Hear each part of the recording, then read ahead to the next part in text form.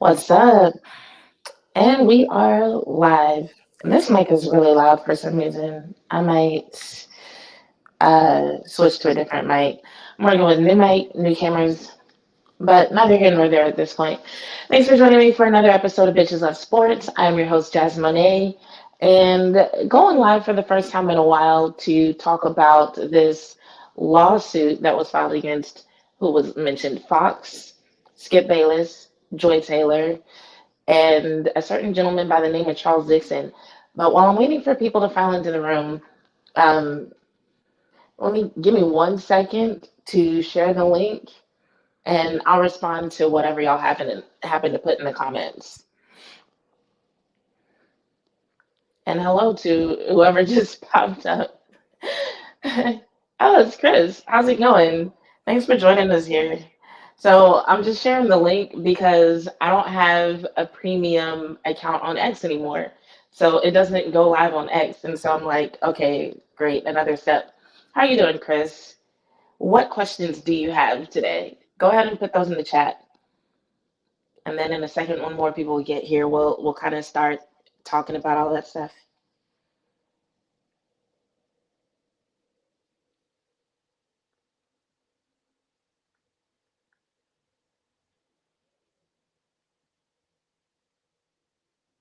This is definitely one of those moments where I wish I had a producer or somebody to do this for me.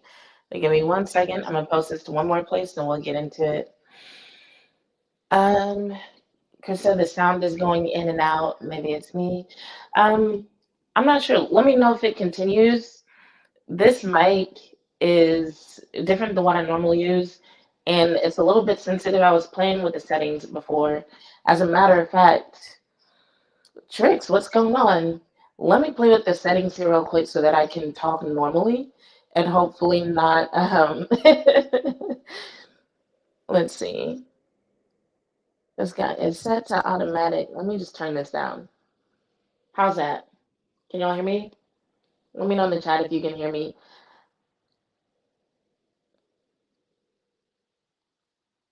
All right, Chris said it's good now, and it's not so loud in my ear too. So I think what I just did worked.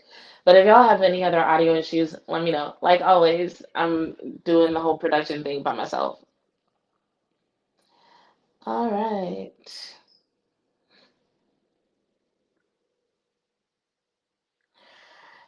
I just posted we are live, like it's more than just me. Okay, so we are here to talk about, as Trick said, the tea.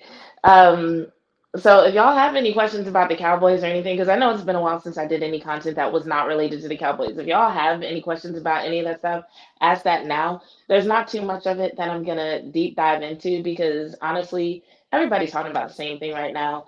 So if you are a Cowboys fan and you are here, then I'm pretty sure you've been Mike McCarthy and Mike Zimmered and drafted to death already. So we can talk about something else. Um, but if y'all do have questions, I'm happy to give my take if I have a take, because some of the stuff I'm really just sitting and waiting for an answer on. Um, I don't put a lot of energy into trying to predict what people with a lot more money and power than me are going to do with that money and power, you know? All right, we got a few more people in here right now. I'm also waiting because I started a little bit late. So I know there are going to be some people who filed out and are coming back in. But yeah, so honestly, this might not have even ended up on my radar as soon as it did. I was literally doing some other work the other night, and someone just texted me a screenshot of an article that was written about the whole Joy Taylor situation. And I was kind of confused by it at first until they sent me another text that kind of explained why it was significant. I'm playing with the audio again. Um, and yeah, so immediately after I got that text explaining what happened, I started looking for the lawsuit, like for an original copy of the lawsuit. And I found one, 42 pages with a lot of information. And I think one of the most interesting things to me is the fact that when you look on social media, they hardly mention the plaintiff at all. Like everything is about Joy Taylor and Emmanuel Acho and what happened between them and this whole situation with Skip Bayless allegedly um, offering the plaintiff $1.5 million for sex.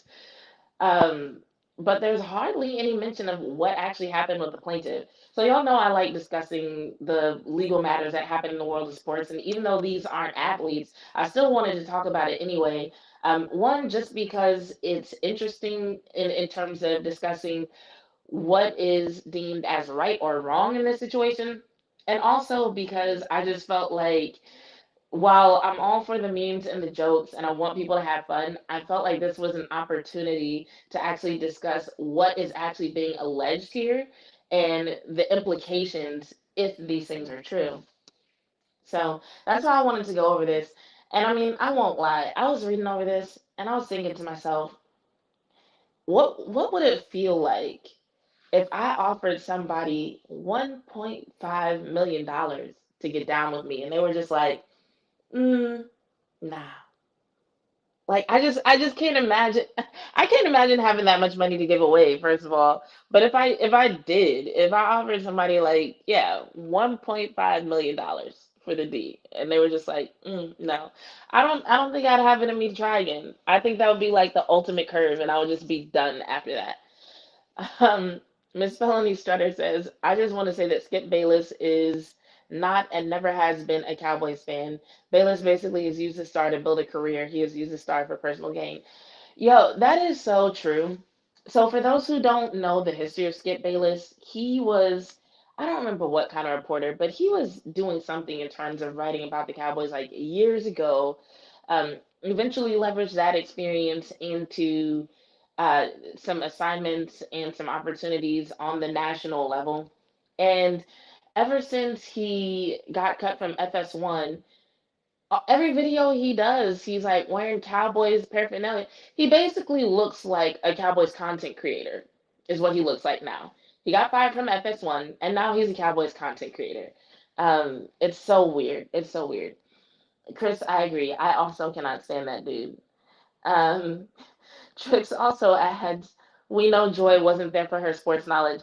Yo, that was the other thing that was interesting about this situation because there are people who have been waiting for a while to bring Joy Taylor down to earth.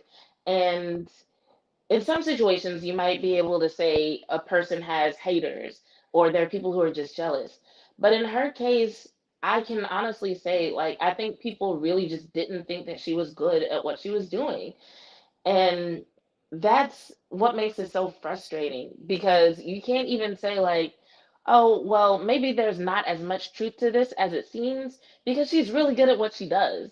Or, okay, if she did do that to get to where she is, maybe there was a good reason. Maybe she really wasn't being given opportunities because, she's good. She deserves to be where she is. But no, there are so many people who either can't stand Skip Bayless or can't stand Emmanuel Acho or just feel like Joy Taylor has been overrated for years, that something like this comes out and it's like, oh yeah, we knew it had to be something. Oh, what's up? Barbershop Spice Talk. If y'all don't remember, I was a guest on their show a while back. Thanks for joining in.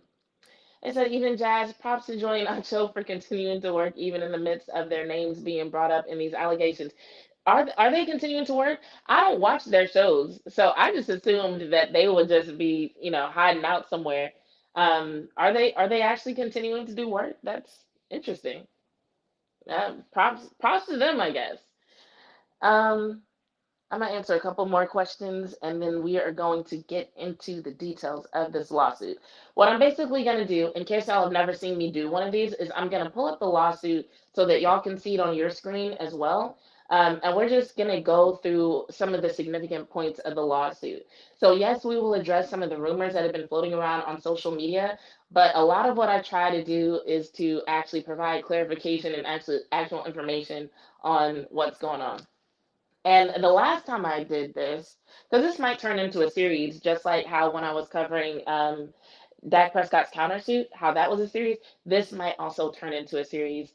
Um, and so, just a quick update on Dak's countersuit, because I never really did wrap that one up. What happened was I was waiting to find out what sanctions were going to be filed against his accuser because essentially the lawsuit wrapped up with the judge um, filing sanctions against Dak's accuser because of frivolous, frivolous, friv- it was frivolous something. I want to say it's frivolous filings, something of that nature. Um, and so there was a hearing about the sanctions, and I wanted to see what exactly they would be. But where they keep the public documents, that information was never released. I'm sure it's documented somewhere, and I did find documentation confirming that the sanctions were read in court and they were agreed to by everybody. I just don't know exactly what they were. So if you remember when Dak Prescott first filed that lawsuit, the damages that he said he was seeking was $1 million, which was going to end up being a donation to a nonprofit dedicated to supporting survivors through, just going through those situations. So I'm hoping that something along those lines happened, but I never actually saw any confirmation as to what the sanctions were, or anything else that was brought up against the accuser. But I do know that all the charges, accusations against Dak Prescott were dropped. Um, and as far as I know, he's moving on with his life. Okay. So, on that note, one more comment from Miss Felony Strutter says Bayless in the late 80s and 90s had a newsletter partnered with Mickey Spagnola called The Insider.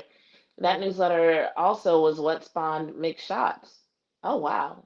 I have most of them saying I didn't even know that. Interesting. Okay, so let's go ahead and get into this lawsuit. This is another one of those times where I wish I had a producer. No, not that one. That one. And we're going to pull up, hopefully it's still open.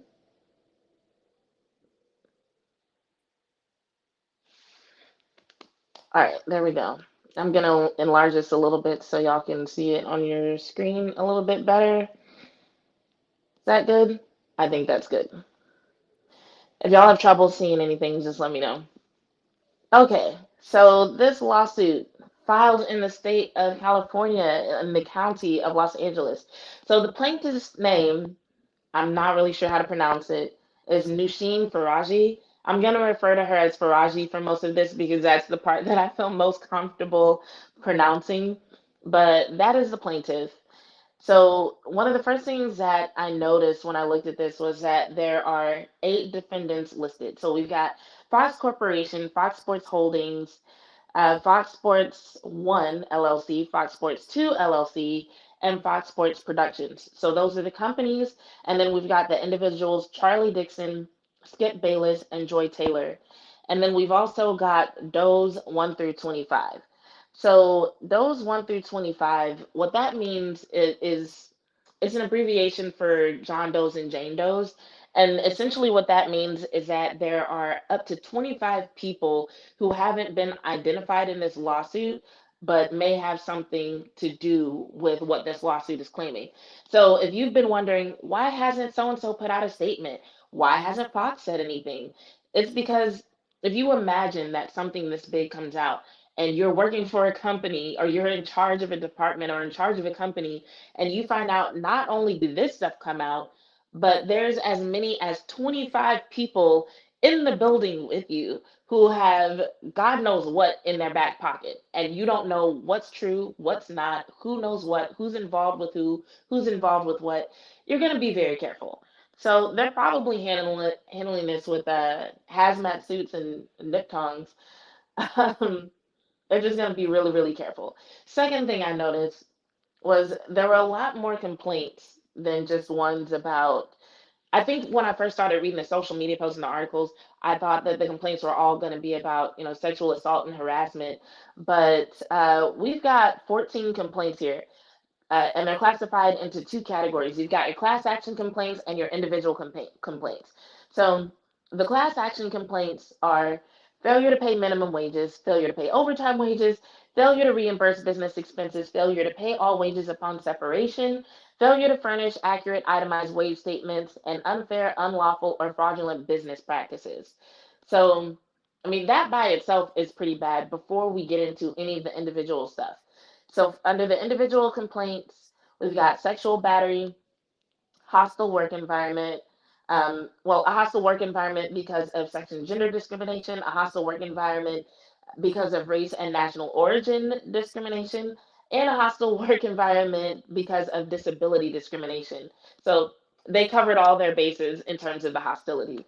Um, Failure to prevent harassment, which is one of the things that is very much connected to Joy Taylor, negligent supervision, hiring, and retention, retaliation, and wrongful termination.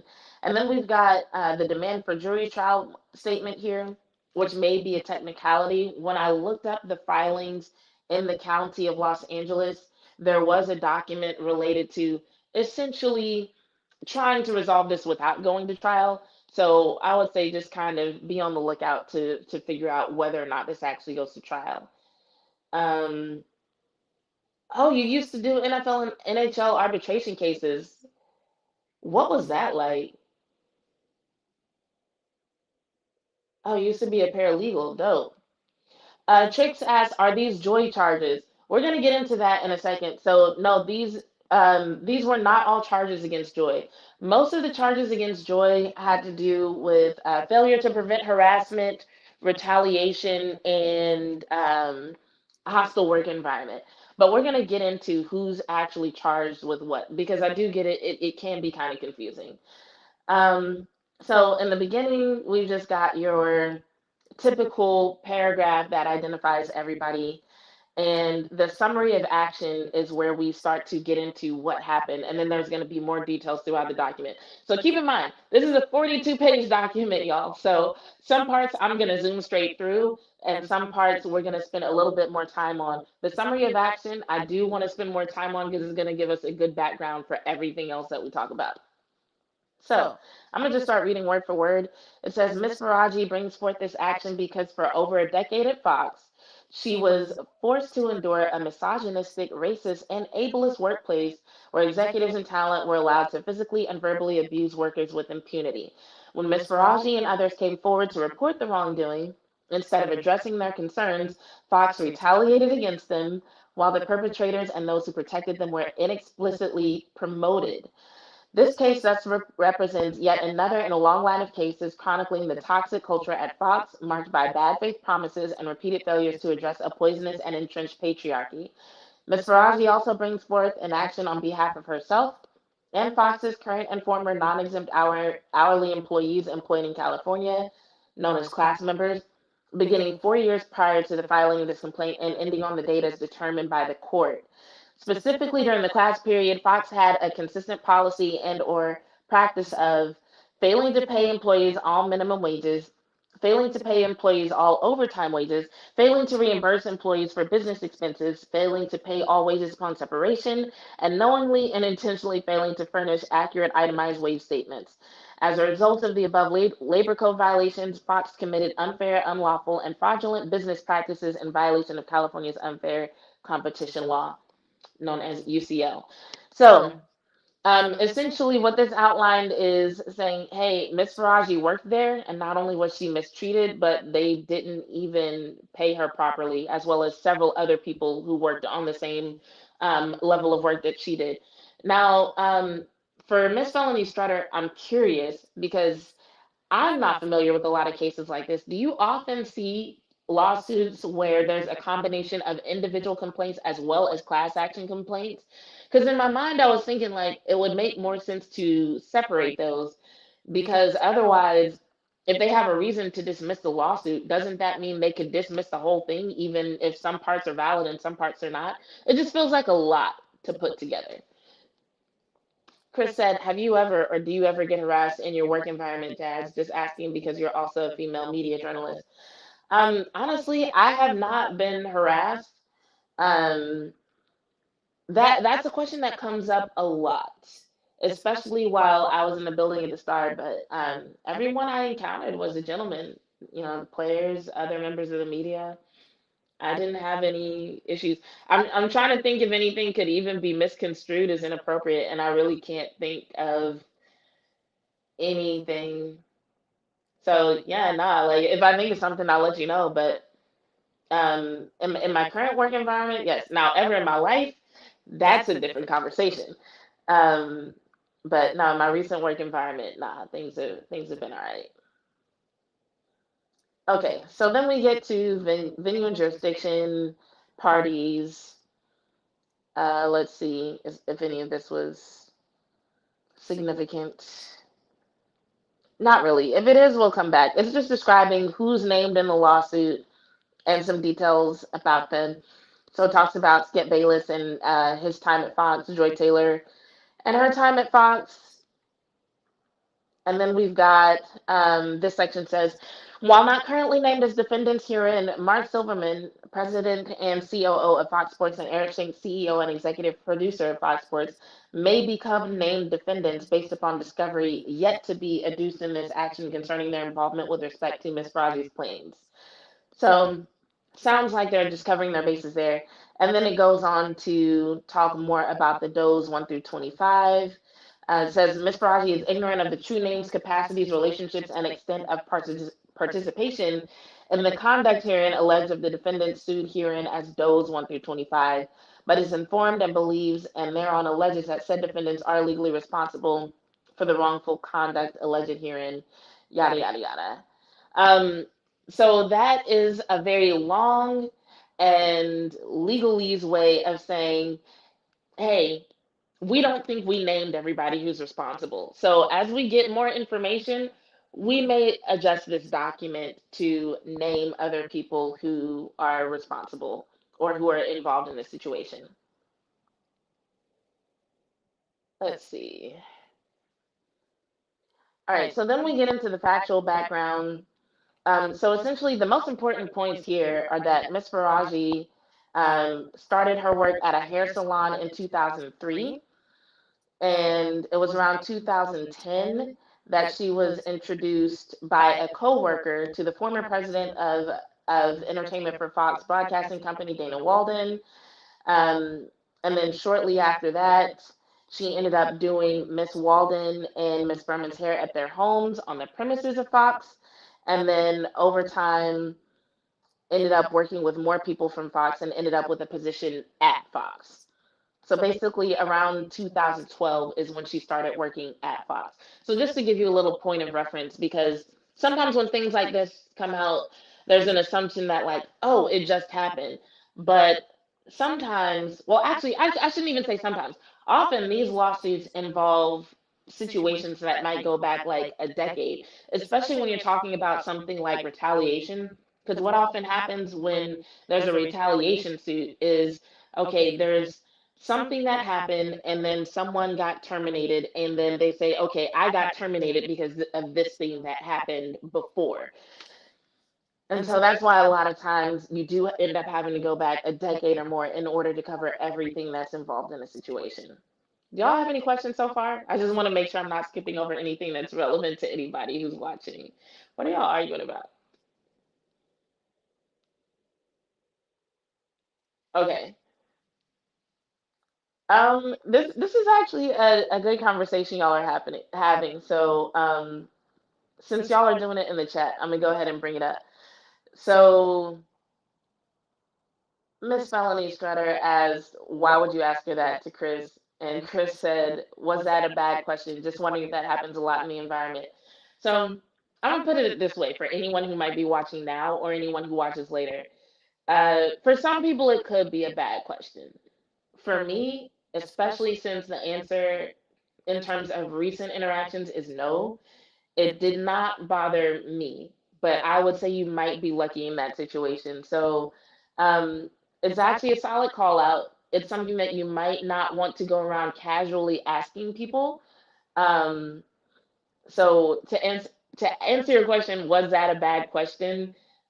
It's unwise to ask in such public situations when you have no idea about the sensitivity of the topic.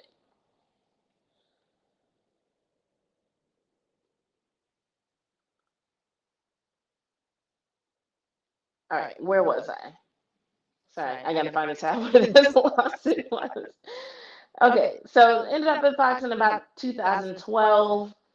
And it was in about 2016 that the plaintiff, ended up working with Joy Taylor. Um, so we'll just fast forward here. So I did try to go in and take notes, which I don't normally do. I actually got it this time though. I did try to go through and highlight some of the parts that I thought were significant. So this first highlighted section, it doesn't detail something that happened, but well, it kind of does. I'm gonna just read what happened and tell y'all why I thought it was significant. So we'll go back to this part where it says, in approximately July of 2016, word spread amongst Fox's employees about a new show that was going to be a quote unquote big deal, as it would star Mr. Bayless and Shannon Sharpe. It was known that Fox was looking for a woman with significant TV experience to also star. Therefore, it came as a surprise when Fox announced that Miss Taylor, who was a bartender and a radio host in Miami with very little experience, would be the moderator of the new show, a sports debate program, Skip and Shannon Undisputed. So that's a part of Joy Taylor's career background that a lot of people don't know. Before she was put on Undisputed, she was, as this lawsuit states, a bartender and a radio host. So that part is true. Almost everything that you'll read in this document is an allegation, but that part is actually true. Goes on to say, Mr. Bayless later disclosed to Ms. Faraji that he did not want Ms. Taylor on the show, but Mr. Dixon was adamant that Ms. Taylor should star. And so, Mr. Dixon, in case y'all don't know, Mr. Dixon is Charles Dixon. So, since 2015, Charles Dixon was the executive. I forget the actual title. I said all this in my TikTok video earlier. Um, but what happened was, and I knew this was going to happen on TikTok, if you use a phrase like sexual assault or sexual battery, it's going to throttle down your views. You're not going to get as many views. So a lot of people probably didn't even see it. Charlie Dixon has been the executive vice president of content for FS1 since 2015. So that's his role. So when it says Mr. Dixon, that's who it's referring to. At first, Mr. Dixon arranged a dinner between Mr. Bayless and Miss Taylor, where she arrived in provocative clothing and acted in a provocative manner. When that did not change Mr. Bayless's opinion of Miss Taylor, Mr. Dixon asked him to approve of her as a favor to him. Reluctantly, Mr. Bayless agreed to do so as a favor to his friend. Around August of 2016, Miss Faraji attended a dinner with Miss Taylor and her husband, and Mr. Dixon and his wife. So you've got the plaintiff, Miss Faraji. You've got Joy Taylor and her husband, and Charles Dixon and his wife all at dinner together. During the dinner, Miss Taylor's husband became suspicious that Miss Taylor and Mr. Dixon were having a sexual relationship. I'm gonna be honest. I wish the lawsuit would have gone into more detail about how he became suspicious, because I'm just trying to think, what would you have to be doing at a dinner with at least four other people where your husband can pick up, yo, I think you've been smashing this dude. Like, you would just have to be the most careless bitch in the world. I just I wish there was more detail there, because I was so curious as to how did he pick up on this? Did somebody say something? Or is Joy Taylor just like openly flirting with her side piece in front of her husband? That was crazy to me. But even crazier was this next part. Um, so Miss Taylor's husband became suspicious that Miss Taylor and Mr. Dixon were having a sexual relationship. Soon after the dinner, Miss Taylor's husband found evidence of the inappropriate relationship and divorced Miss Taylor. So if that's true, then if they were to access maybe some filings from the divorce, they might find even more evidence to back up what's being claimed in this lawsuit. Writer Albert Lanier, what's up? Says, I just lost it. Hold on, let me go back.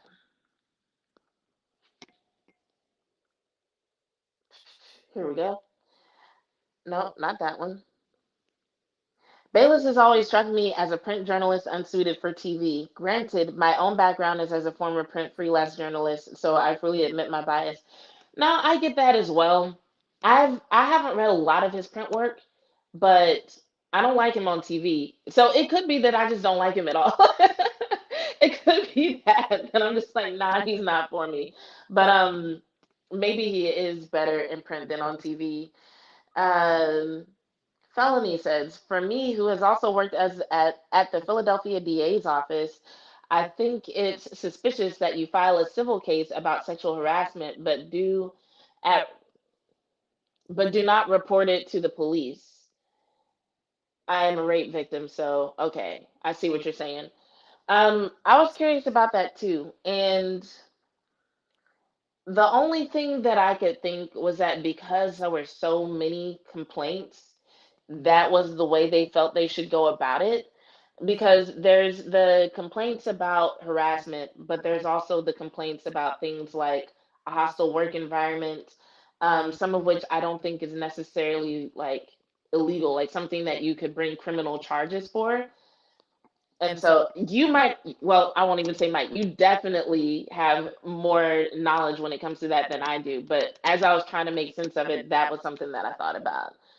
Um, Albert says it's likely the suspicion may predate the dinner, and that would be the theory. Okay, I could see that making sense. Like he was already suspicious, and they all go out to dinner, and he's like, "Oh, now that we've been out to dinner, whatever was said and whatever was done," he's like, "Nah, I actually think I'm right." Interesting. All right, so going back to the lawsuit, so that was in 2016, and Joy Taylor ended up getting divorced because of whatever happened at this dinner. That is that is still just crazy to think about. That something went down at this dinner that was so egregious that it ended up causing Joy Taylor to get a divorce. Um, in approximately September 2016, Undisputed started. Miss Taylor requested Miss Faraji to do her hair, and in approximately November of 2016, after not allowing anyone to touch his hair, Mr. Bayless also requested Miss Faraji to do his hair. So fast forward, and we have the situation titled "Mr. Dixon gropes Miss Faraji after putting her on Undisputed." So now at this point, Joy Taylor has supposedly had a relationship with Charles Dixon that landed her spot on Undisputed. Joy Taylor asked the plaintiff, Faraji, allegedly asked for her to be her hairdresser on the show. And so now here we are in 2017. Now the plaintiff is doing hair for both Joy Taylor and Skip Bayless. So there was an event, Joy Taylor's birthday party at Pearl's Rooftop in West Hollywood. Employees were invited. Fast forward, Miss Faraji was standing near the bar facing the crowd. Mr. Dixon approached her. He asked the bartender for a drink and then placed his arm on Miss Faraji's lower back. So, in a professional environment, that right there is a no no. He asked how she was doing, if she was having fun, and if she wanted a tequila shot. Miss Faraji felt very uncomfortable by his unsolicited touching and responded, "No, thank you." Mr. Dixon then moved his hand lower and started rubbing her body and grabbing her buttocks. That is a no no, regardless of what the situation is, who it is, professional or not professional. We all know that. Don't touch people like that without permission. Miss Faraji was mortified, but quickly thought to fake an incoming call to escape from the situation. So that behavior right there is common, and I want to put that out there because sometimes people are like, "Well, this person didn't say X, Y, Z," but sometimes you never know if a person may become hostile or aggressive if you try to deny their advances. So it actually is really common for a person to come up with an excuse to just get out of the situation. Um, so the plaintiff, Miss Faraji, obviously at this point got out of the situation, didn't know who to turn to, and according to the lawsuit, as she knew Miss Taylor was sleeping with Mr. Dixon, she turned to her. Surprisingly, and this is the part that really made me upset with Joy Taylor. So we're going to dive into this as soon as I read it. Surprisingly, Miss Taylor responded to get over it, quote unquote, and explained that she herself only had her job because of Mr. Dixon and that Miss Faraji only had her job because Miss Taylor requested her. She warned that Mr. Dixon could take both away. So this was the part that honestly really upset me. Everything else in a vacuum, I could probably get past. You know, if it turned out that Joy Taylor actually did have a relationship with Charles Dixon and that's what got her her job, I mean, it would be disappointing. It's one of those things that I wouldn't like, but it would be one of those things where okay, whatever, that's between them, they can handle that. If it turned out that she had a relationship with Emmanuel Acho and he got her job on Speak, okay, once again, disappointing. Obviously, there's a lack of ethics there, but whatever, that's on them. But it's when you're committing actions that contribute to this environment that is causing harm to other women. And not only do you not do anything about it, but you're so cold and dismissive to the women who come to you about what's happening. That's when I start to get upset with Joy Taylor. Like what you do is what you do. But when you actually are made aware that what you're doing is affecting other women negatively and putting them in harm's way, because essentially what this lawsuit is alleging is that basically there are people at Fox who thought that this should just be the standard of behavior. And allegedly, Joy Taylor's behavior was reinforcing that because she let them get away with it. Um, and so, if this were to turn out to be true, that is the part that would disappoint me more than anything else that's been talked about involving Joy Taylor. Let's see what we got in terms of comments. Miss Felony Strutter says Troy Aikman truly became the leader of that team after the plane ride home from that game. Hold on, I must have missed the post about the game. I do suggest you read his first two books. The Plane Ride Home after the 1992 loss at Washington, a great game that we sadly lost, showed how evil showed how evil Jimmy Johnson could be. Troy Aikman truly became the leader of that team after the plane ride home from that game. It was a legendary loss from a gate game. Troy mentally saved that team. Interesting. I might have to look into that because all that is news to me. Give me 1 second, y'all.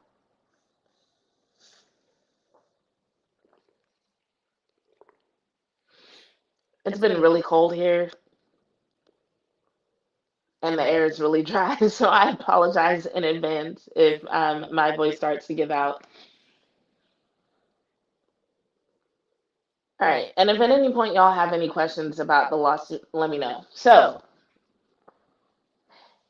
here's another section where we kind of get into some of the allegations against Joy Taylor.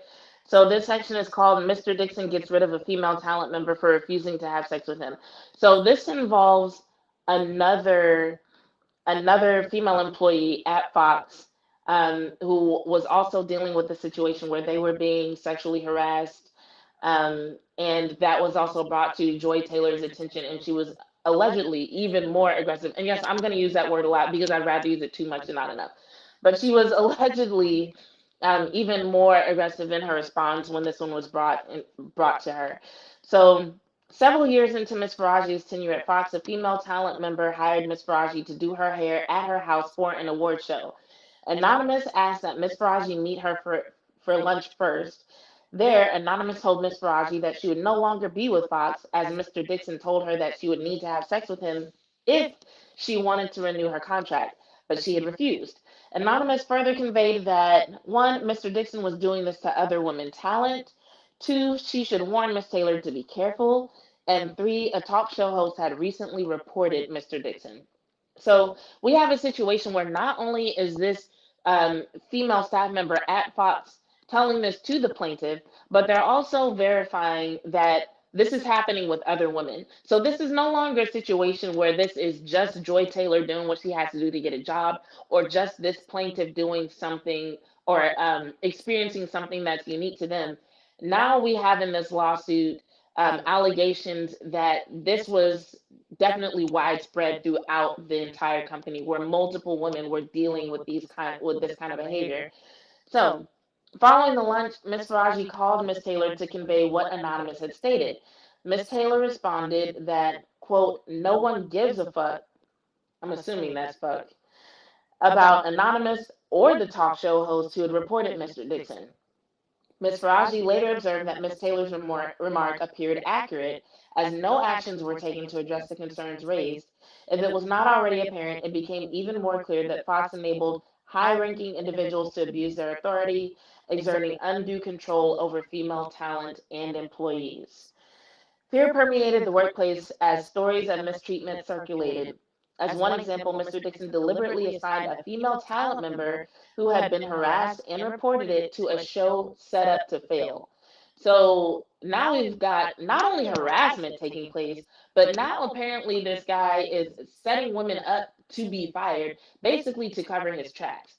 Because if they don't, then a lot like what the plaintiff did, a person could sue for retaliation if it seems that they were fired because they reported something that should have been reported. However, in this situation, what the plaintiff is claiming is that Mr. Dixon actually just set this person up to fail after they reported what they reported. Um, when the show inevitably failed due to his sabotage, he used its failure as justification to terminate her employment.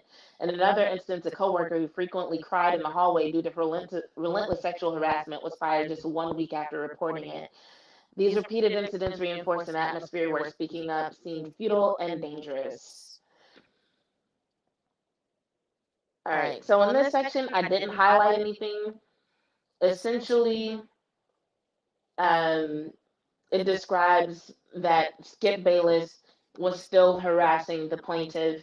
Um, in the underlying section, it said there were lingering hugs and kisses on the cheek while putting his body against hers and pressing against her breasts, which is another situation. The reason why I'm reading these parts out loud is because sometimes people try to pretend that these are mild or harmless actions that are taken out of context, or that a lawsuit was filed simply based on a technicality and that it wasn't something extreme enough to justify action being taken. So the reason why I'm reading these things out loud is to drive home the fact that, while the jokes about the $1.5 million offer, um, people have made fun of that or whatever. But one, it was a lot more than that. And two, everything that led up to that was also serious. Because I don't know if you've ever been in a situation where it seems like a person of power is taking advantage of their position. They put you in an uncomfortable spot. But, it's really easy to like skim past things like this.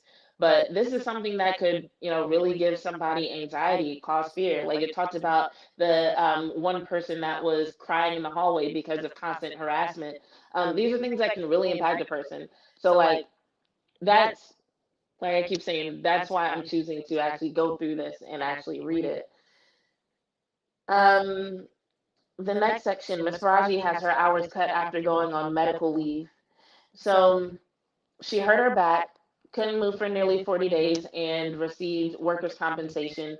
And so this part has more to do with some of the basically the bad business practices that were described as part of the class action section of this lawsuit. Um, and then fast forward. So the last section we just talked about was in 2017. Now we're in 2018, where Ms. Faraji remains on Undisputed and is asked to also join the herd. So in approximately summer of 2018, Ms. Taylor was moved from Undisputed to the herd with Colin Cowherd. Ms. Taylor again requested Ms. Faraji to do her hair. Colin Cowherd also requested Ms. Faraji to do his hair. Thus, every day, Ms. Faraji would do Mr. Bayless's hair for Undisputed, and then would do Ms. Taylor and Mr. Coward's hair for the herd. Throughout her entire tenure at Fox, Mr. Coward was professional and respectful to Ms. Faraji and her coworkers. Around this time, after learning of Ms. Taylor and Mr. Dixon's sexual relationship, Ms. Taylor's then fiance broke off the engagement and threatened to go public with all that he knew. On information and belief, Mr. Dixon paid for the wedding deposits in an informal exchange for her fiance's silence. Now, this was significant to me because we already saw a situation where allegedly Joy Taylor ended up having to divorce her husband because of whatever was going on with her and Charles Dixon. And so now we have another situation where a relationship is almost destroyed, and Mr. Dixon is like, you know what, we can't let that happen. I'm going to pay for your wedding if you'll be silent. And this was interesting to me for a number of reasons. So, one, wedding deposits to be specific. And I'm saying all this um, just analyzing the situation as though these allegations were true. We don't know if they are, but if they were true, here are some thoughts that I have about it. Um, One, if you don't want to marry someone, then what value would paid wedding deposits have to you? Like if you don't want the wedding anyway. So it's another one of those situations where I'm like, I'm curious. I want to hear more details about this. Um, but it does kind of point to the idea that Charles Dixon knew he might be on thin ice because the first time it's like, all right, y'all getting a divorce, y'all get a divorce, whatever, that's on y'all. Now it's like, oh no, this might happen again, and it almost feels like he was trying to prevent a pattern from being set where Joy Taylor's partners find out about him, and then all of a sudden these relationships are broken off, assuming these allegations are true. Miss Felony Strutter said, let's see. Let me go back here so I can scroll up and see what y'all are saying.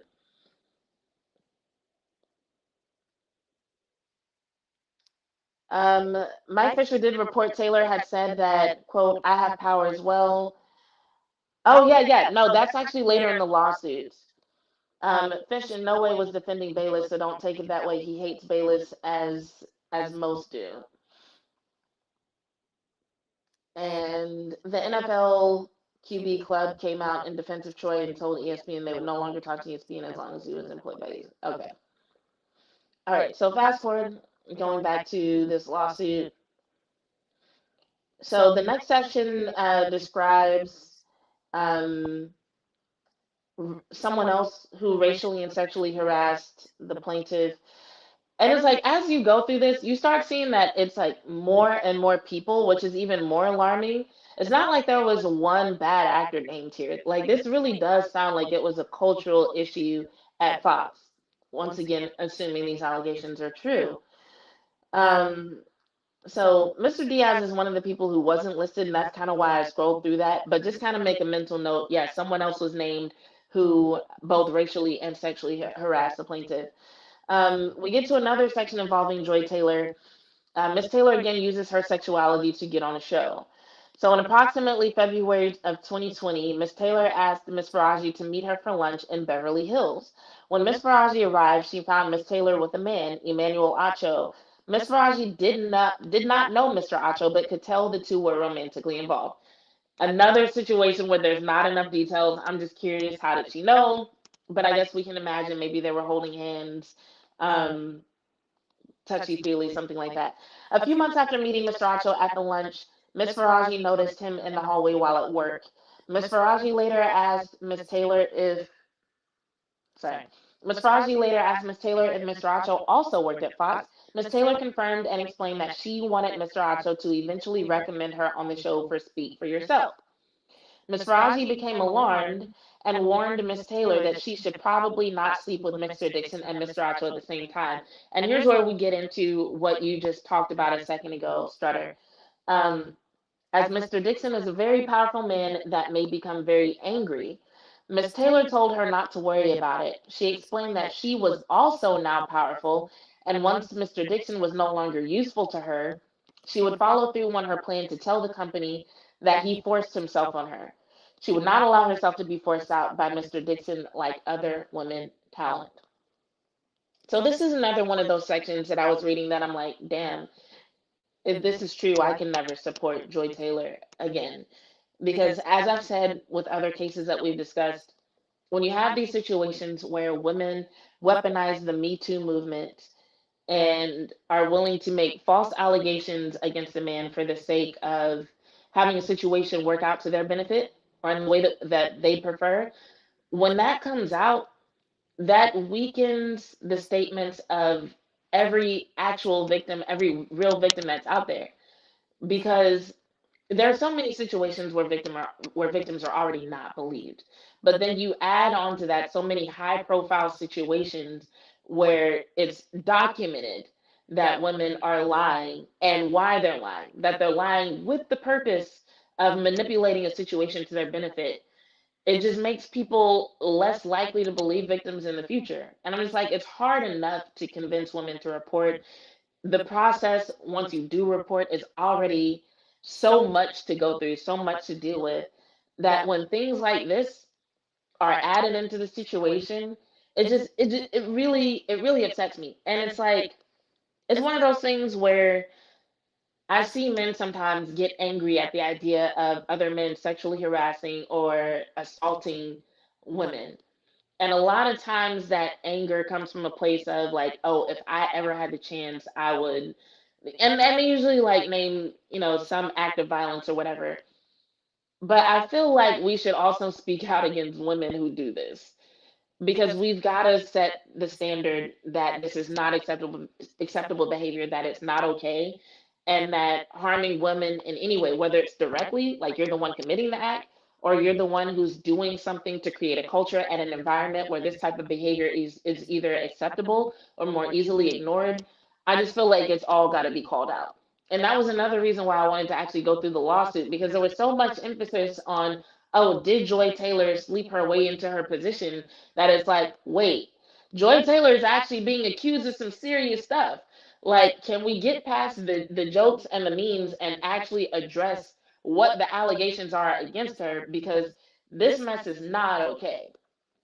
Um, Something else about this section, because I do have a lot of guy friends who I talk to about various things, and all the guys I talked to, as soon as I got to the part where it said, where is it?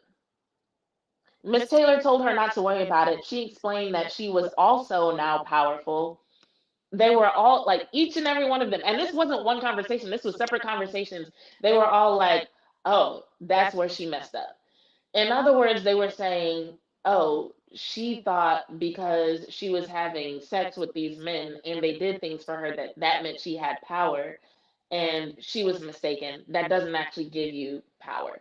Basically, from their perspective, it was like, when that happens with women, sometimes you may have the impression that you have power because you're getting what you want, but that power is pretty much an illusion. And if you really convince yourself that you have power because you're acting out in that way, it's eventually going to backfire, is essentially what they were trying to get across to me.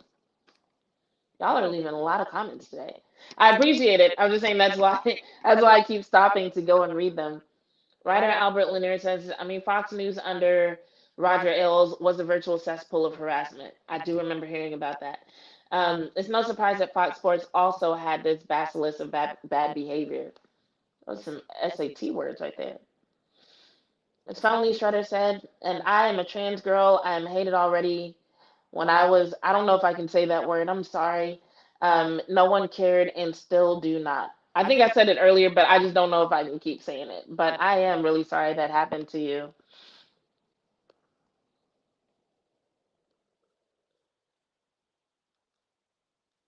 It's, well, never mind. I'm not going to get into that. I was about to say something about something that I read about the rates at which that happens to queer people, but that is a whole different conversation. Um, okay, fast forward. Miss Faraji is targeted because of her ethnicity. So this is where we get into one of the Jane Does, and I won't get into all of it, but essentially, Miss Faraji. Well, actually, no, we'll get into it. In approximately 2020, Jane Doe, Miss M, an employee at Fox, began demonstrating erratic behavior. One night at an informal dinner at Mastro's Steakhouse, she grew irrationally enraged with Miss Faraji and screamed, "Fuck you, you Persian bitch." The dinner ended after Miss M broke a glass and threatened to harm herself. That is wild. Following the dinner, Ms. Faraji's co-worker, Anonymous, who is black, reported the incident to Human Resources, explaining that she would not be okay with someone calling her a black bitch. Anonymous also had Ms. Faraji report the incident to Ms. Peretti. Despite these reports supposedly being anonymous, Ms. M learned of the reports and became increasingly unstable towards Ms. Faraji. Every single morning, Ms. M would scream and throw things at Ms. Faraji. Screaming, this, okay, this just becomes more and more crazy, because I'm just like, all right, you're already dealing with harassment, you're already dealing with racially charged insults, and now people are literally throwing things at you. And this whole time I'm just imagining what kind of work environment even allows people to get away with this kind of stuff. So fast forward, I'm assuming it's the same year, 2020. This is where we get into the $1.5 million offer from Skip Bayless. So the lawsuit claims Ms. Faraji believes she has cancer and conveys this to Mr. Bayless in an attempt to stop his advances, only to have him offer $1.5 million to have sex. Over the years, Mr. Bayless continued to make advances on Ms. Faraji, so in the form of lingering hugs, kisses on the cheek, and inappropriate comments that he could quote unquote change her life if she acquiesced to having sex. And Miss Faraji would always make excuses regarding her son, politely change the subject, or make a joke. Anything to keep Mr. Bayless appeased and her job safe. In July of 2021, Ms. Faraji developed issues with her left ovary and was advised it could be cancer. With a fourth biopsy scheduled, she explained her situation to Mr. Bayless, hoping that he would take pity on her and cease his advances. Instead, Mr. Bayless told her that he wanted to be with her. Ms. Faraji panicked and began rambling that there were cameras everywhere, that she has a child, and that she does not want him. Mr. Bayless then grabbed her hands, began kissing them, and offered her $1.5 million to have sex. Ms. Faraji made an excuse to leave. Approximately 1 week later, Mr. Bayless made another advance at Ms. Faraji. Ms. Faraji responded, "Skip, stop, you have a wife." Mr. Bayless responded, "Aren't you Muslim? Doesn't your dad have 3 to 4 wives?" So this was really wild to me because it's like, all right, you've already offered this woman $1.5 million. Like, in my opinion, once you offer somebody $1.5 million and they still tell you no, that should be your sign that they don't want you. Like, they want nothing to do with you. They are not $1.5 million. They're not interested. But not only did he try again, he thought he was going to racially insult his way into the pennies. Like, I guess he was like, "Oh, money won't work, kissing her won't work. Let me just insult her father and possibly her race." Um, so I don't know. Like, it's one thing to have no game, no riz, as they say, whatsoever, but this is like negative riz. Um, so yeah, and then what makes the situation worse? So he says, "Aren't you Muslim? Doesn't your dad have 3 to 4 wives?" Which is a rude assumption. Um, and even if that was true, it's not like she's gonna be like, "You know what? That's a good point. I will sleep with you." What? What was that supposed to do? But Miss Faraji responded that her father was dead, and when Mr. Bayless looked taken aback, she made an excuse to leave. Dumb ass. All right. So fast forward. Apparently, Miss Faraji's job was threatened because she didn't sleep with Skip Bayless. Um, Skip Bayless apparently accused her of, I'm gonna just say, I don't know the limitation for cussing on YouTube, so that's why I'm kind of skimming past this. But apparently, Skip Bayless accused her of sleeping with Shannon Sharpe and said that she could tell from her body language that she was sleeping with him. So Miss Faraji tried to explain that she was kind to all talents, and that included laughing and engaging in conversation, which I guess Skip Bayless wouldn't understand because it seems like he didn't really have the capacity to make people laugh or enjoy a conversation. He just made people really uncomfortable and scared. Miss Faraji then asked if he was yelling at her because she refused to go to his car. Mr. Bayless answered that she shouldn't talk to him like that. Miss Faraji replied that she could respond however she wanted. Mr. Bayless then angrily stated that he heard her talk to Mr. Sharpe about her vagina. Miss Faraji knew this to be untrue and was embarrassed and angry. Miss Faraji responded that even if she had been dating Mr. Sharpe, which she wasn't, it shouldn't matter at all because she only had a professional relationship with Mr. Bayless. Valid. All right, so we're going to fast forward to the rest of this. Um, Basically, Skip Bayless kept accusing her of sleeping with Shannon Sharpe, referring to Shannon Sharpe as his arch rival. If that adds any context to some of the tension between Skip Bayless and Shannon Sharpe, because that is interesting. Because remember, I didn't highlight anything in this section, but like now that I'm like putting it together in real time, this is interesting because supposedly this whole situation happened in 2022. So if you put that along the timeline of when Skip Bayless and Shannon Sharpe started having a lot of tension on Undisputed, that eventually led to Shannon Sharpe leaving the show, and then you add in these allegations, which may or may not be true, it does kind of add a little bit more supporting context to what might have been going on between the two of them. Because not only does Skip Bayless think that Shannon Sharpe is sleeping with someone who wouldn't touch him for $1.5 million, but on top of that, he's referring to Shannon Sharpe as his arch rival. So it's like there was already beef, and now he thinks Shannon Sharpe is getting something that he couldn't get. So yeah, I know like these are allegations. We don't have proof that they're true, but so many parts of this just fit right into the timeline of what we do know publicly. It just seems to fit. It seems to make sense. Okay, so fast forward after that, there were more attacks on Miss Faraji for her ethnicity and disability. Um, and then we have this section where it says Ms. Faraji participates in an internal investigation only to be singled out, taken off speak, and accused of having sex with Mr. Bayless. So this is where we start to see some of the retaliation come into play. In mid-July 2023, Fox Sports Vice President of Employee Relations asked Ms. Faraji for a meeting. At the meeting, Ms. Drucker asked if Ms. Taylor was having a sexual relationship with Mr. Acho. Ms. Faraji admitted that the two were in a sexual relationship. Ms. Faraji shared this information because she didn't think it was a big deal.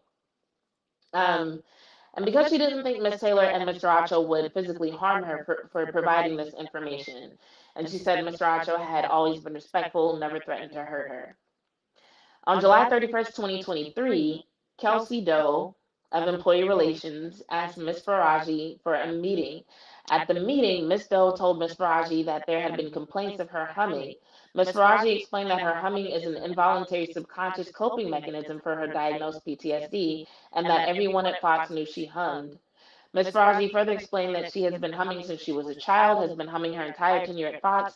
Her humming was even exacerbated in stressful situations, and she hates it and wants it to stop. So this is part of the disability that she said that she's dealing with. Um, her PTSD, and some of the things that she dealt with after, investigating whether or not she might have cancer. But this is where you start to see people at Fox start to turn on her because now she's told HR about the relationship between Joy Taylor and Emmanuel Acho.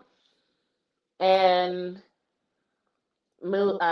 fast forward, let's see.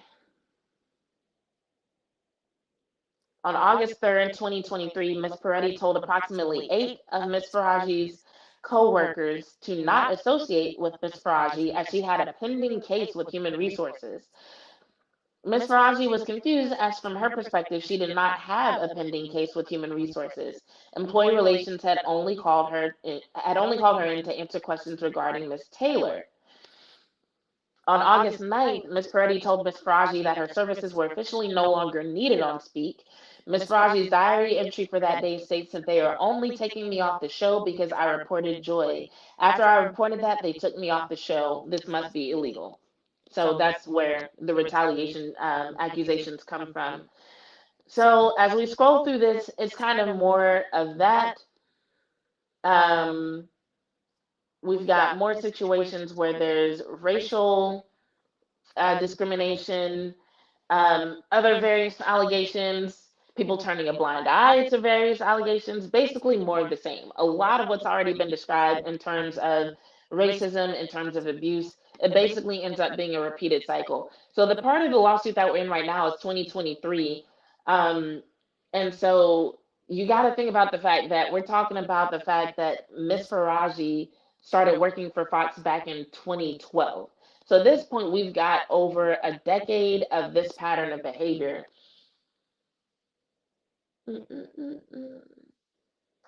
And that's when we learned that they wanted her fired. And that's when she starts talking about the fact that rather than fix the culture at Fox, they would rather fire and get rid of the people who report it. And then in 2024, Ms. Faraji is fired. So this is what I was mentioning earlier when I talked about the fact that sometimes these lawsuits will go back a long time because in order to establish a pattern of behavior, she had to go back to pretty much when she started at Fox. And so now you can see how it was all relevant. Um, and I don't think there's much more that really needs to be discussed after that. The rest of it is like the class action stuff, so on and so forth. So I think we've gone over the most important stuff that involves a lot of the key players. I have not been reading the comments for a while. Hold on, let me see what's going on. Mm.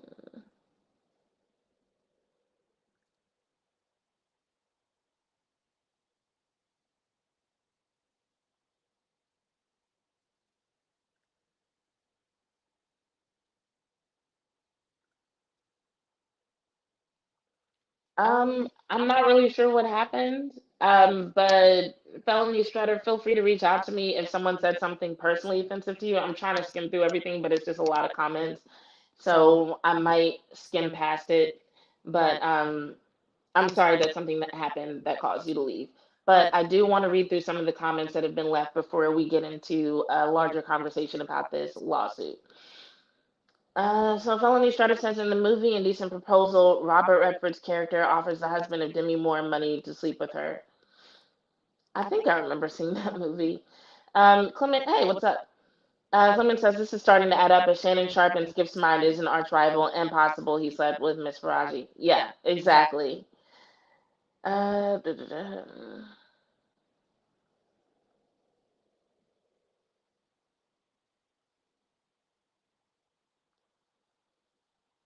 So if you're Robert Redford, you can sexually harass someone. I hate people. Um, I see how you can get that from what he's saying.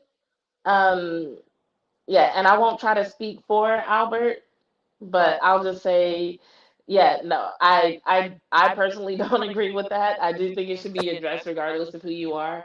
Um, and Albert, if you want to defend yourself, feel free. But I'm gonna let y'all handle that in the comments. Chris says she was married, divorced, and engaged during some of this too. Are you talking about Joy Taylor or the plaintiff? Because if you're talking about Joy Taylor, we did address those parts of the lawsuit where she was married, got divorced, and engaged, and also how that all played out with her also having a relationship with her coworkers. So at the beginning, the divorce was apparently the catalyst for the divorce was a dinner that Joy Taylor had with her husband as well as Charles Dixon and his wife, and the hairdresser was there as well for some reason. And then there was a situation where Charles Dixon paid for her wedding in order to keep her fiance silent about whatever he discovered that was going on between them. So, all right. I'll keep this up just in case y'all have questions and we need to go back and search. But basically, what we have here is a situation where what's being said about Skip Bayless is pretty accurate. There's been some things left out in terms of the most serious allegations against him because the $1.5 million that stands out for obvious reasons. But when you add in the fact that it was repeated behavior, this is definitely a serious situation. There's also the fact that with Joy Taylor, I really think there's a lot of focus on whether or not she had a sexual relationship with Emmanuel Acho and whether or not that's what got her the position on Speak. Also, the possibility that she slept her way into a position on Undisputed before that. And I understand people's interest in that particular aspect of it. However, I personally think that the possibility that she ignored claims by other women, supported a culture that led to those women being harmed, and also threatened to weaponize allegations against a man who, according to this, wasn't guilty of what she was going to accuse him of. Like all that to me paints an even worse picture of Joy Taylor than anything that could possibly be assumed about her based on the possibility that she slept with certain people to get certain positions.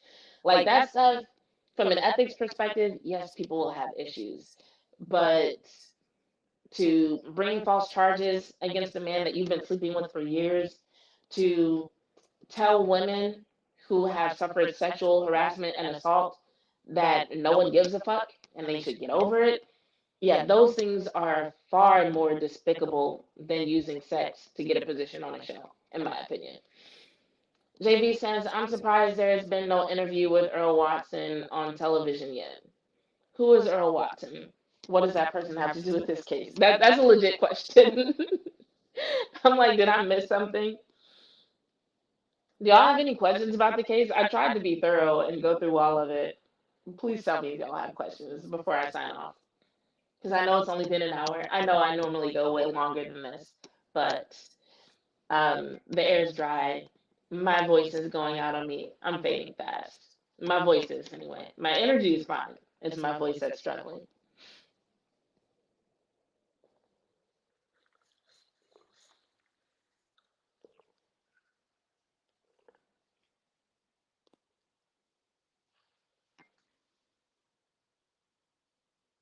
Oh, Earl Watson was Joy Taylor's fiance. Um, I don't I don't know these people's names. So here's what I'll say when it comes to interviews and things of that nature. And I'll go back to the beginning of the lawsuit to illustrate my point because I don't think you were here for this part, JB.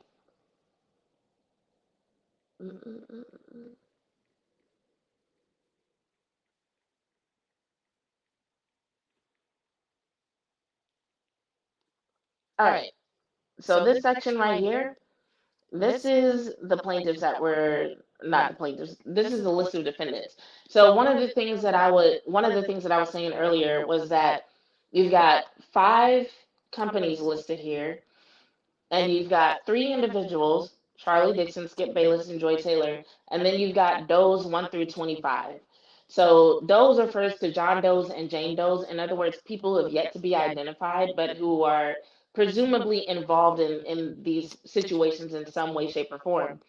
So you have to put yourself in the shoes, in the mindset of someone who is working for or in charge of a large company, and in the building with you are up to 25 people who may be involved, who may have some information in their back pocket. You don't know who's involved with who, you don't know what's true and what's not, and you don't know who these people are. You don't know when you'll find out who these people are.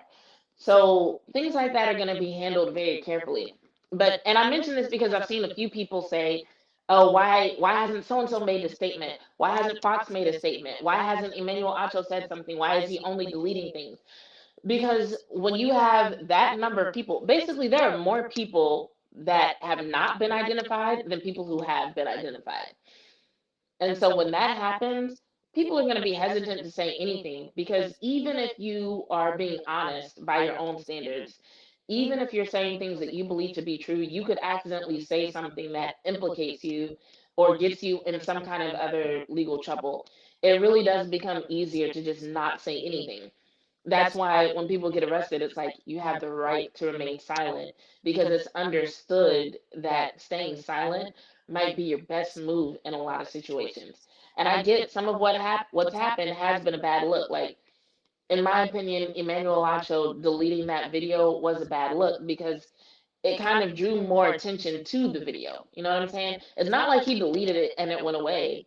He deleted it and that mess went viral. You know, now had it might it have gone viral anyway had he not deleted it, maybe. But the fact that it was deleted kind of gave people something else to talk about. And then if it does turn out that his experience, his testimony, his involvement ends up being relevant, that becomes a question that can be asked of him. Like, oh, why did you feel compelled to delete this video? What what did you think leaving this video up might do? What did you think it suggests? What was happening around the time that you recorded this vid? I can't talk. I still have the echo in my ear, in my earpiece.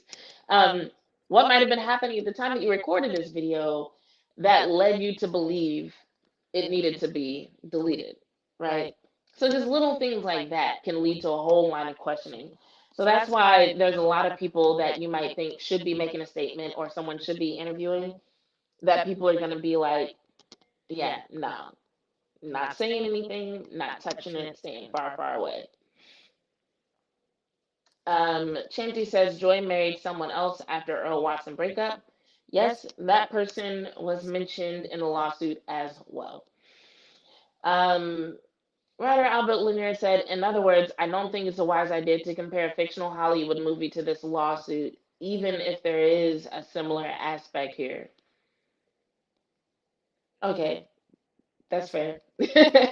I'm not going to argue with you there. In terms of comparing fictional situations to the real lawsuit, like, yeah, that's fair. Um, I didn't think your words, I didn't think you meant your words the way that they came off, in other words. So I got you. Texas said, starting this over, I've been starving for a woman's perspective. Thank you. I really didn't give my perspective. I just ran down the truth of, well, I did on a couple of things. I did on a couple of things, especially when it came to Joy Taylor and the role that she played in perpetuating this culture and harming other women. So I did give my perspective on that. But if anybody has any questions about my perspective, I'm happy to answer. This is a little bit less sensitive, in my opinion, than the situation involving Dak Prescott. So I'm a little bit more willing to share when it comes to how I'm looking at this and my thoughts. So, but yeah, overall, like I always do with these, I'm not gonna say whether or not I believe anyone to be guilty or innocent of what they're accused of. I do think the one section where it talks about Skip Bayless becoming angry, thinking the plaintiff was sleeping with Shannon Sharpe, I do think that is especially significant considering the timeline of what we saw at that time.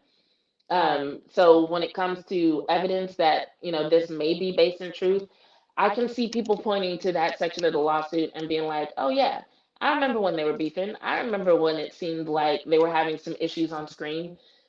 That's something that people can easily point to. As far as the rest of it, I mean, hey, there's either going to be a trial or they're going to settle out of court, and we can all give our opinions on it after that. My biggest issues with everything in this lawsuit, actually, no, I can't say my biggest issues because, well, I'm really disappointed in the idea of what Joy Taylor has been accused of. I can't act like that's worse than the people who are actually committing harmful acts against these women. But I'll just reiterate one more time when it comes to Joy Taylor, and just the emphasis on who she slept with, why she slept with them, what it got her, what it didn't get her, what she deserves, what she doesn't deserve, all that. Okay, I understand that being a conversation, but I just don't want to distract from the possibility that she might have been doing something that harmed other women, because I think it's important that we don't blow past that. Like the other stuff is way more juicy, right? Especially for those people who don't necessarily like Joy Taylor or don't believe that she deserves what she's gotten. It's very easy to hyper focus on that and be like, see, she didn't deserve that position on Speak. See, she didn't deserve that position on Undisputed. I got you. But at the end of the day, that stuff is small in comparison to the idea that she was told about women who are being harmed by a culture that she was perpetuating and actively participating in, that she was using to her benefit. And then someone comes to her and says, hey, not just me and not just her, but multiple women are being sexually assaulted and harassed. And her response to that is, no one gives a fuck. Not only that, but then later, so like, and then here's the crazy part. So women who are actually allegedly, once again, allegedly, I need to just make a sign that says allegedly. So assuming this is true, right? Assuming this is true, allegedly, she heard about the stories of other women who had been sexually assaulted and said they need to get over it. No one gives a fuck, right?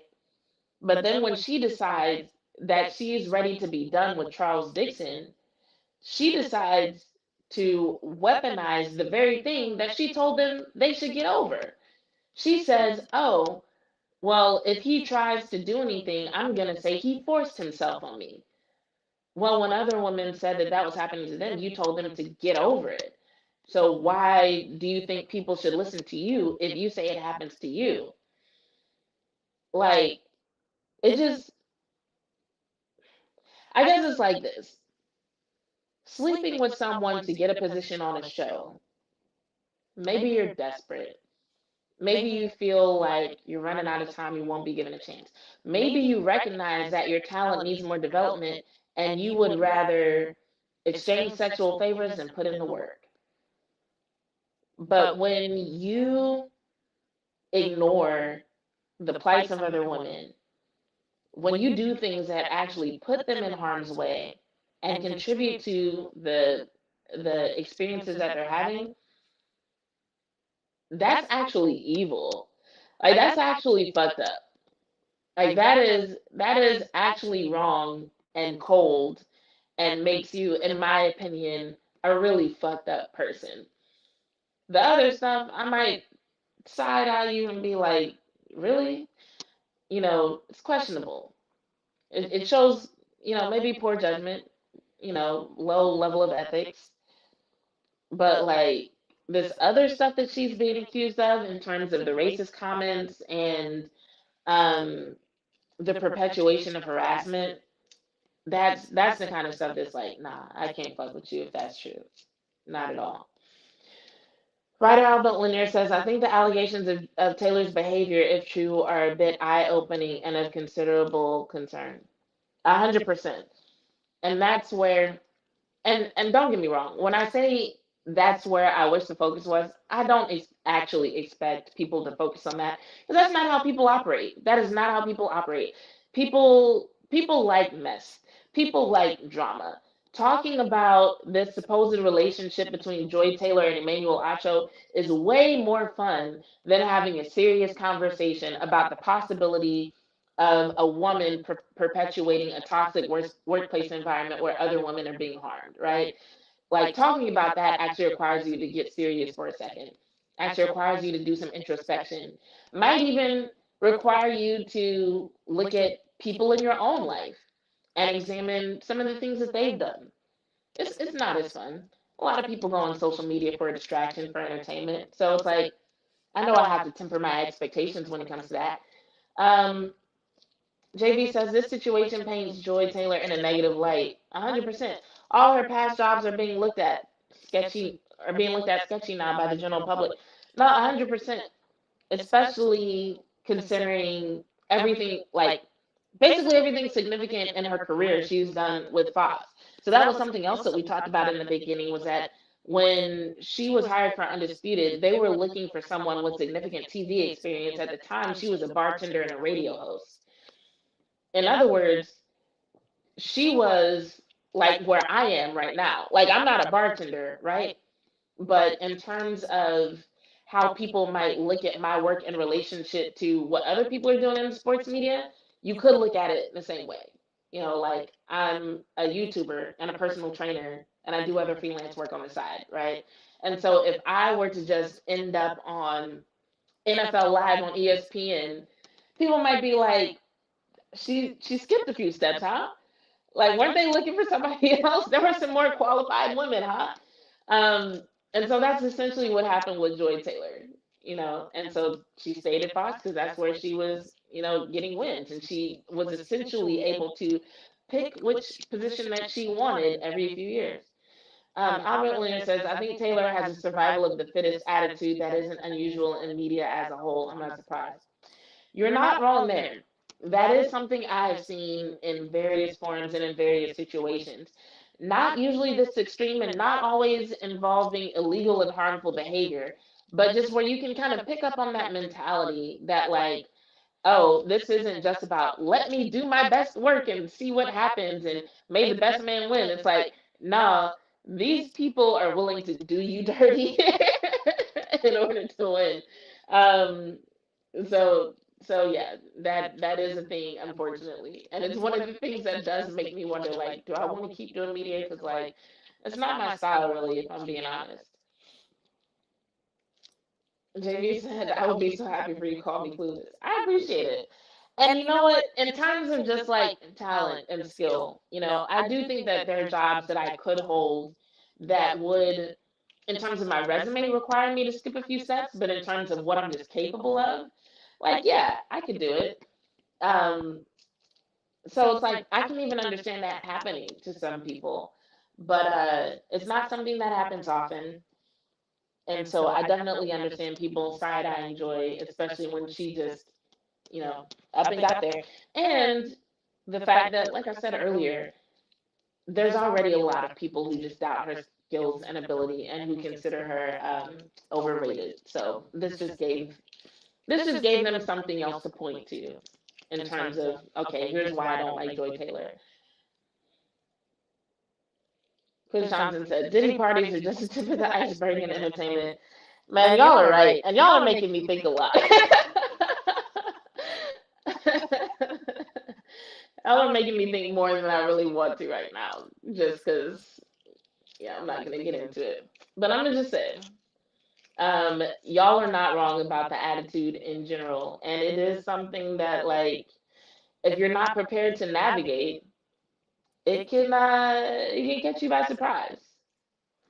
All right. Any other questions about this or anything else before I sign off? Because we're going on 90 minutes, and I do have other work to do, unfortunately.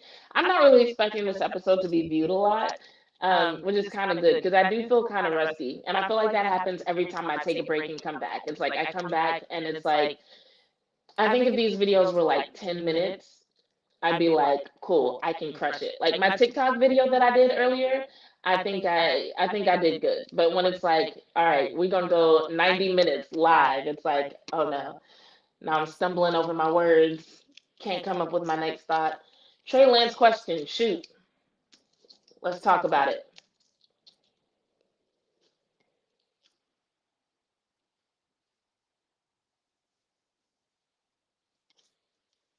I kind of want to put some music on the background, but I can't hear it, and I don't want it to be too loud.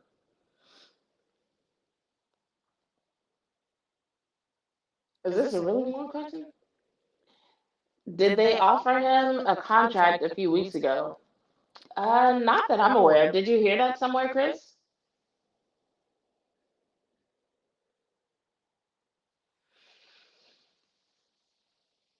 If so, how much? I didn't hear that. If you heard that somewhere, let me know where you heard it. I'll look it up. Clarence Hill said they did. Is that the only source?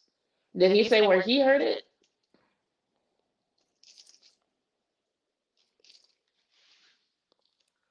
If y'all know of any fidget toys that don't make noise, um, let me know. My ADHD be kicking in hard, but like every single fidget toy like makes noise. So I'll say this. Um, if Clarence said it, he probably got it from somewhere. But without knowing where he got it, I can't speak to the validity of it. So I'll just say that's not something that I have information on, and that's all I can tell you. But I would almost argue that that's not so significant right now.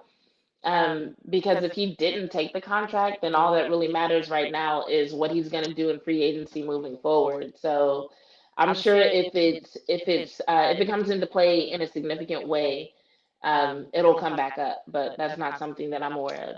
Chris said he said it on the DLLS show. Yeah, that is not something I heard, and it's not even something I've heard anybody else say. Like other insiders, that's not something that I've heard from them. So this is my first time hearing about it from you. Um, Maybe said broadcasting media, especially national TV media, is incredibly cutthroat. Maybe I don't want to keep moving up in the ranks of sports media. Y'all making me think, man. Only because that's not the type of game that I play. And it's like, if you're not the type of person to do that, then it's easy for you to lose out when other people do start doing stuff like that. You know what I'm saying? And so if that were my natural tendency, I might be more likely to just, kind of brush it off. But it's just like the whole you gotta watch your back, can't trust anybody, everybody's an enemy type of environment. Really not my thing. It's not my thing at all. What's your take on the Bears asking to interview Mike McCarthy? Um, the Bears asked to interview like 12 people, honestly. So It sounds like they're just covering their bases. I don't really think too much of it. Do I think he'd be a good fit? Quite possibly. Um, my interest in the Bears is based on an interest in seeing Caleb Williams do well. And I do think that Mike McCarthy is the type of structured coach that a quarterback like Caleb Williams could benefit from. One thing about Caleb is while he is a hard worker, incredible work ethic, and will do everything that he has to perform at his position, he also wears his heart on his sleeve sometimes. And Mike McCarthy has already shown a propensity to deal with players who may need a little bit of support in terms of their humanity, as well as in what they're bringing to the field. And so, to me, that's where I see Mike McCarthy being useful. Is that Caleb Williams definitely needs someone who, looks at him as an athlete, respects him as a hard worker, recognizes the approach that he takes to his work, but is also willing to look at him as a human being and respect him as a human being and consider that when they're making decisions and deciding how to interact with him. JV says, don't stop, Chaz. These things are in many different professions. You might be right about that too. It might just be a world thing. And I'm not gonna lie, sometimes I do wonder, like, should I just be a more cutthroat person in general? Because, like, okay, so here's my philosophy when dealing with people.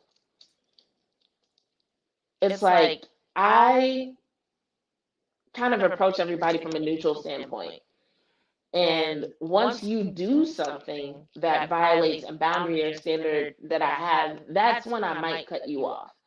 But I don't go into situations looking for a reason to dislike someone or looking for a reason to bring somebody down, or looking for a reason to have conflict with someone. And it feels like a lot of people do that in various ways, where it's like they'll just see somebody or learn that someone new is starting the company and immediately start, like, even before meeting a person. And this is something I've literally seen happen. I have literally known people who will hit me up about someone who's starting at the company where they work and will start bad mouthing this person that they have not even met, and just be like, I heard this and I heard that and I saw her and she da da da da. And I'm like, you literally have not met this person. You have not spoken to this person. You know nothing about them besides their name and what they've decided to post on social media. And you are tearing them down. Like, why? So it's like stuff like that that's just like, it makes me be like, am I too nice? Am I too considerate? Like, should I be more skeptical? Should I be more skeptical? Should I be more guarded? Like, should I be less likely to, I won't even say make friends, because, like, I don't, the word friend I don't use lightly. But it's like, I'll be friendly with a person. Like, is that bad? You know? And like these days I'm starting to feel like it is. Like, I'm really starting to feel like all the things that all the ways that I approach relationships and life and meeting new people, I'm starting to feel like none of them actually serve me. And I don't mean to get cynical on y'all. I'm only thinking of this because of the questions that y'all are posting in the chat, and y'all have really got me thinking. But it's just like, yeah, that's how I approach my interactions with people. It's like everybody gets a clean slate until you fuck up. Now, once you fuck up, like, it's really hard to get back in my good graces. I'm not one of those people to forgive a person over and over again. It's like, you got to show me something different, in order for me to believe that you're going to be different. And it's interesting to see people respond to that, right? Because it's like, I might be friends with a person, and then maybe something will happen and we don't speak for a couple months. Um, or maybe they do something and they don't realize how serious it is, or they don't realize that it violated a boundary, and they'll just, like, come back into my life casually and act like we didn't just go the past 90 days without speaking. Like, you didn't completely just betray our friendship by not being there for me when I needed you, right? And they just won't address it, or they'll, like, half address it. That's something else that I've noticed among several people, where it's like they'll acknowledge that something happened, but then they don't really change. And so then it's like, all right, if you acknowledge it, but then you don't really change, like, no, we're not going back to being friends. And that doesn't even mean that I have to be mean to you. I can be cordial. I can see you and say hi. I can like your posts on social media. I can congratulate you when you win. But none of that makes you my friend. You know what I'm saying? So I don't know. Y'all are giving me so much to think about tonight. I'm gonna be up all night writing in my journal. Like, dear diary, here's what they were saying in chat tonight, and now I don't know how to feel.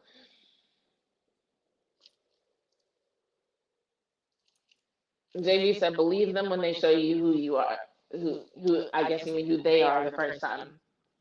I will say, here's what I'll say about the first time.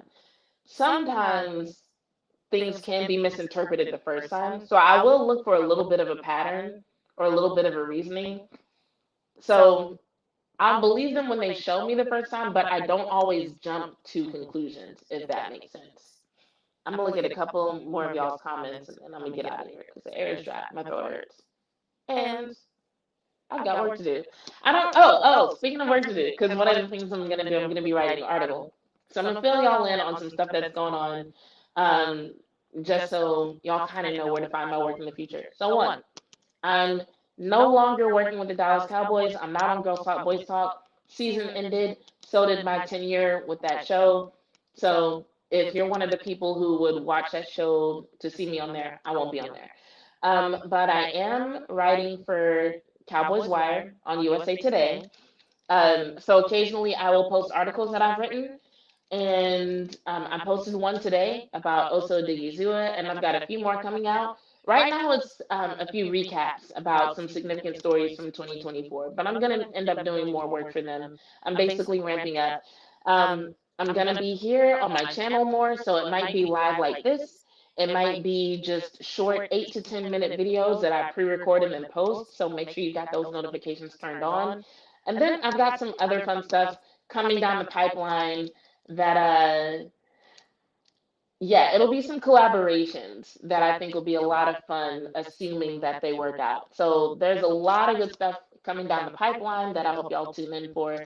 So I've been spending a lot more time on Blue Sky than on Twitter, but I am starting to come back to Twitter. So I would say follow me on both places if you want to make sure you don't miss any of my posts. Some stuff is getting posted to Instagram too, but typically if it makes Instagram, I'm gonna put it on Blue Sky, if not Twitter as well. And then there's TikTok. My TikTok account is growing. It is also Bitches Love Sports. And when I say growing, like I'm not like in the hundreds of thousands of followers. Right now, I'm approaching, I want to say it's 700 that I'm approaching. I'm approaching 700 followers, which is not a lot in the grand scheme of things. It doesn't make me an influencer. But to say that I got there without having the time to do any of these like trends or popular TikTok dances, like this is literally an audience that was built by just people seeing my content and being like, oh, I like this video, I like your take, I like what you said here. So I'm really proud of the following that I got on there. So follow me on those platforms if you want to make sure and see all my content. Writer Albert Lanier says, I mean, I never liked Bayless, but to offer 1.5 million after what that woman told him, this guy is worse than I thought. Ouch. The stories in this lawsuit are disgusting. And and the thing is, like, the reasons why I don't like Skip Bayless is what makes it easier for me to believe what's mentioned in this lawsuit. Not like, oh, I don't like him, so it must be true, but it's more like when you think about what makes him unlikable, his demeanor, the way he always seems so negative, has no sense of humor, just is not fun to watch. And the man that's described in this lawsuit is just a man that has no game, is not charming, no charisma at all. Like, it sounds like him. Like, Skip Bayless does seem to me like the type of dude who would offer a woman $1.5 million for sex and then resort to insulting her father when she says no. He comes off like that type of dude. He comes off like the type of dude who would be jealous of Shannon Sharpe if he thinks a woman wants to sleep with Shannon Sharpe and not him. And I'm like, when you compare the two, if that were the case. It's not difficult to see how that might be the case. You know what I'm saying? But Skip Bayless does seem like the type of person who would become jealous and most definitely lash out. Like everything that's here, it totally seems to align with the vibes that he gives off. Um, JV says Osa's gonna get that bag. I only wish it was with the Cowboys, cheap ass Joneses. I wanted to be with the Cowboys too, but honestly, I want Osa to get the bag more than I want him to stay with the Cowboys. He deserves it. Like, I I got to watch him at practice a few times, and I think I've mentioned this before, but like when you think about the term practice how you play, like his picture should pop up when you Google that term. Like for real. Dude is at practice, he's a force. During the games, he's a force. Like he's a special player, and he definitely deserves to be paid. Trick says one step at a time. That's the only way to do it. Albert says, good for you. As a writer in 30 years, I'm glad you're writing items and pieces. Hope you continue doing that. I hope I do too. I will do it as time allows.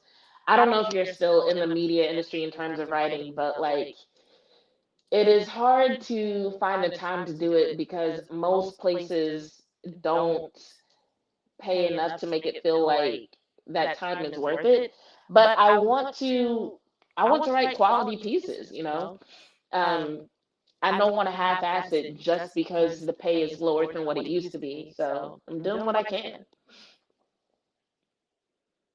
Albert says, I just wrapped production on my football podcast this week. I don't think I'll be doing that again. Interesting experience though.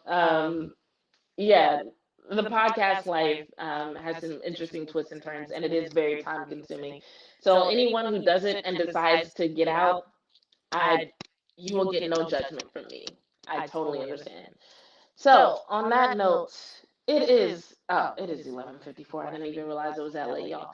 Yeah, I gotta go. Um, I would look up my content schedule and tell y'all when I'm gonna be going live again, but honestly, I don't feel like it. I want to drink some water and get this work done. But I appreciate y'all for tuning in. Make sure you still have your notifications turned on. If you happen to be watching this after the fact, because I think everybody who's watching now is someone who is subscribed, but if you happen to be watching this after the fact, make sure you subscribe, make sure you like this video, and make sure you turn those notifications on so you know next time I go live or post something. Chris says, come back soon, please. I will do my absolute best, promise.